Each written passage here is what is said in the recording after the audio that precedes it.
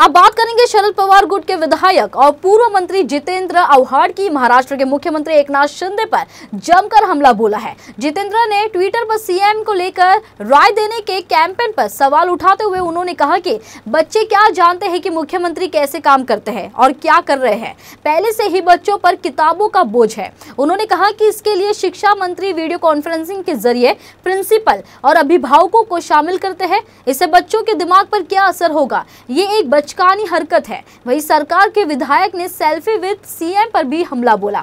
उन्होंने कहा कि 2.5 साल में सीएम एकनाथ शिंदे खुद को पीएम मोदी समझने लगे हैं। आव्हाड ने सवाल किया कि सेल्फी की बाध्यता क्यों? क्या सेल्फी लेने से समाज खुश होगा? इस तरह के चोचलों की समाज को जरूरत नहीं है। इसके अलावा भी जितेंद्र ने कई मुद्दों को लेकर सीएम एकनाथ शिंदे से लेकर डिप्टी सीएम अजित पवार तक सभी को निशाने पर लिया। साहेबांनी तर कधीच ठरवलेलं, मार्ग वेगळे झाले। एकदा तुम्ही जातीयवादी पक्षांबरोबर गेले की तुमचा आणि आमचा संबंधच नाही। तुम्ही अनेक ठिकाणी सभा होता, आमचं घड्याळ चोरले, पाकिट मारणे घड्याळ। म्हणजे काय, आता सभेला जाऊन सांगावं लागणार ना की शरद पवारांच्या धक्का मारून घरातनं बाहेर काढलं आणि काढताना त्यांचं पाकिट आणि घड्याळ काढून घेतलं, मग तो पाकिट मारत झाला ना। आपल्याला मुंबईत काय आपण समजतो, घड्याळ चोरल्यावर काय म्हणतो आपण? अरे यार, पाकिट माराने घड्याळच मारलं यार। आपण असं म्हणतो का घड्याळ मारलंय? फक्त आपण म्हणतो पाकिट माराने घड्याळ मारलं। ही मुंबईचा पण आम, म्हणजे मी ट्रेननी फिरलोय म्हणून मला हे सगळं माहिती आहे ना।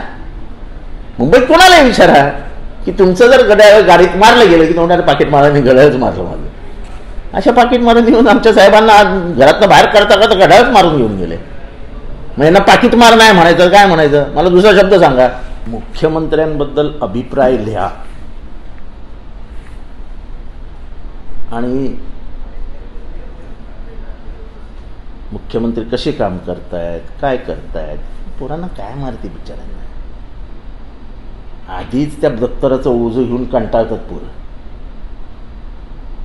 आणि 5वी पर्यंत तर म्हणजे त्याला सामाजिक शास्त्र नावाचा विषय असतो, सिविक स्टडीज, म्हणजे जेव्हा आम्ही शाळेत, ज्याच्यामध्ये डेमोक्रेसी, कॉन्स्टिट्यूशन वगैरे वगैरे, मुख्यमंत्री, राष्ट्रपती, प्राईम मिनिस्टर यांचे काय अधिकार आहेत वगैरे वगैरे समजवलं जायचं।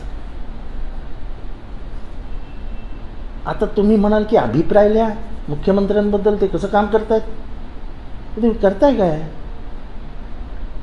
शिक्षण मंत्री तिथनं काय ते आजकाल काय व्हिडिओ कॉन्फरन्सिंग करणार, मग व्हिडिओ कॉन्फरन्सिंगमध्ये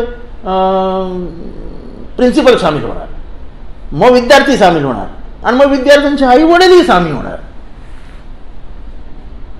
काय ख्रिसमसकरांची टोळी बसली की काय त्या मंत्रालयात?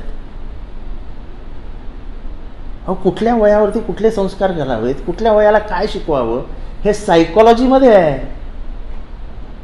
तुम्ही काही काही निर्णय चांगले घेताय की सकाळची शाळा तुम्ही बंद केली, त्यामुळे तुम्ही बालमनावरती त्याचा परिणाम होतो, मुलांना सकाळची झोप मिळालीच पाहिजे, आम्ही कौतुक केलं तुमचं। पण 3री, 4थी, 5वी, 6वी, 7वी त्या मुलांकडनं काहीतरी फॉर्म भरून घ्यायचा, मुख्यमंत्र्यांबद्दल काय वाटतं, कामाबद्दल काय वाटतं, काय बालिशपणा आहे।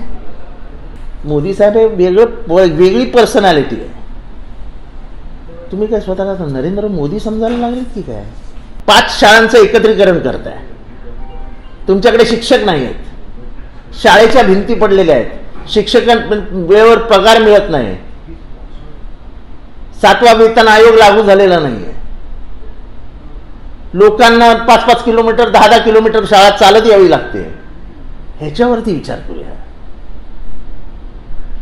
संस्कारक्षम महाराष्ट्राची निर्मिती ही शिक्षणातून होईल हे आम्हाला मान्य आहे,